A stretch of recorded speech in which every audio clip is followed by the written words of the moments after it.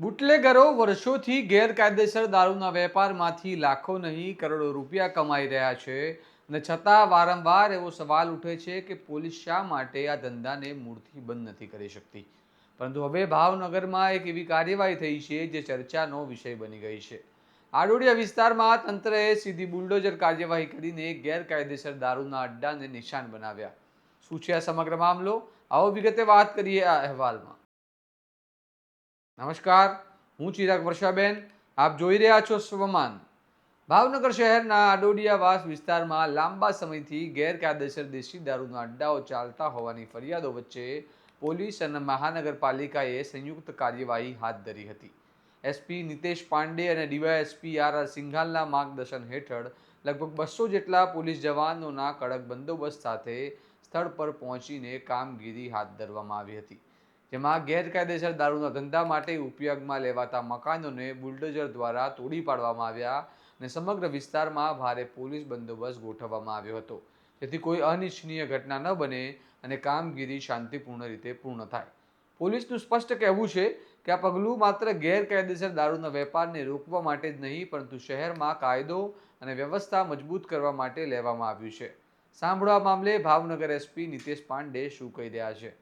આજ રોજ જે છે પોલીસ ખાતાએ બીએમસી જે છે એના સાથે સંકલન કરીને બધી લીગલ પ્રોસેસ ફોલો કરીને પછી જે છે જે અસામાયિક તત્વો વિરુદ્ધ જે અત્યારે સરકારનો એક મુહિમ છે એના જ ભાગરૂપે અમારા ઘોઘા રોડ પોલીસ સ્ટેશન વિસ્તાર અને ગંગાજળિયા પોલીસ સ્ટેશન વિસ્તારમાં 5 ઇસમોના જે એવા અસામાયિક તત્વોના જે છે જે ઘરો હતા એના ડિમોલિશન કરવામાં આવેલ છે. એમાં આ જે છે આજે ટોટલ 6 પીઆઈ 20 પીએસઆઈ અને 200 ઉપર પોલીસનો બંદોબસ્ત જે છે કાયદા વ્યવસ્થા જળવાય એના હિસાબથી ગોઠવવામાં આવેલ છે.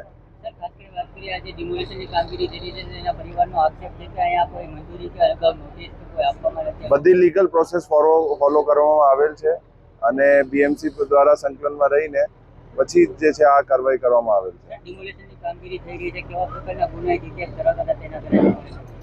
અહીંયા મોટા ભાગે જે છે પ્રોહિબિશન અને બીજા પણ અલગ અલગ ટાઈપના ગુનાઓ સાથે સંકળાયેલા આરોપીઓના જે છે ડિમોલિશન કરવામાં આવેલ છે. એ મુહિમ ચાલતી રહેશે. આ કાર્યવાહીમાં હિરલબેન નિમેશભાઈ પરમાર, પ્રીતિબેન આરજુભાઈ, અંજનાબેન પંકજભાઈ રાઠોડ, મીનાબેન રાકેશભાઈ રાઠોડ સહિતના લોકોના મકાનોને નિશાન બનાવવામાં આવ્યા હોવાનું સામે આવ્યું છે. ડીવાયએસપી આર સિંઘાલે સ્પષ્ટ જણાવ્યું છે કે માત્ર શરૂઆત છે અને આગળ પણ અસામાજિક તત્વો તથા ગેરકાયદેસર પ્રવૃત્તિઓ સામે આવી જ કડક કાર્યવાહી ચાલુ રહેશે. પોલીસનો મેસેજ સાફ છે, કાયદા સામે જનાર કોઈને છોડવામાં નહીં આવે. સાંભળો આ મામલે તેઓ શું કહી રહ્યા છે. અસામાજિક તત્વો દ્વારા સરકારી જે જમીન જે છે તેની ઉપર ગેરકાયદેસર રીતે બાંધકામ કરી અને રહેતા હોય એવી ડિમોલિશન ડ્રાઈવ અંતર્ગત માનનીય એસપી સાહેબની સીધી દેખરેખ હેઠળ આજે કોર્પોરેશનના અધિકારીઓ અને તેના સ્ટાફ સાથે મોટા પ્રમાણમાં જેસીબી અને ઇટાચી સાથે હાલમાં ડિમોલિશનની કામગીરી આડોડિયાવાસમાં ચાલુ છે. આ કામગીરીમાં 6 જેટલા પીઆઈ શ્રી, 20 જેટલા પીએસઆઈ શ્રી અને 200 જેટલો પોલીસ ફોર્સ સાથે આ ડિમોલિશનની કામગીરી ચાલુ છે. આ જે અસામાજિક તત્વો જે છે તે શરીર સંબંધી ગુના તથા પ્રોહિબિશનની પ્રવૃત્તિ સાથે સંકળાયેલી ઇસમની ડિમોલિશનની કામગીરી ચાલુ છે.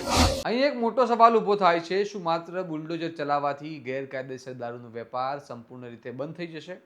વર્ષોથી ચાલતા આ ધંધા પાછળ શું મોટી ચેઇન કામ કરતી નથી? અને શું આવા લોકો ફરી અન્ય જગ્યાએ આ જ પ્રવૃત્તિ શરૂ નહીં કરે? લોકોના મનમાં શંકા એ પણ છે કે કાર્યવાહી માત્ર દેખાવ પૂરતી તો નથી ને, કે ખરેખર લાંબા ગાળે કાયદો અને વ્યવસ્થામાં સુધારો લાવશે. હવે જોવાનું રહેશે કે આ કડક પગલાંથી શહેરમાં ગેરકાયદેસર પ્રવૃત્તિઓ પર કેટલો કાબૂ આવે છે. અને આ મામલે તમારું શું મંતવ્ય છે અમને કમેન્ટ કરીને જણાવો. અને આવા વિશ્લેષણાત્મક સમાચાર માટે સ્વમાનની ચેનલને સબસ્ક્રાઈબ કરવાનું ભૂલતા નહીં. નમસ્કાર.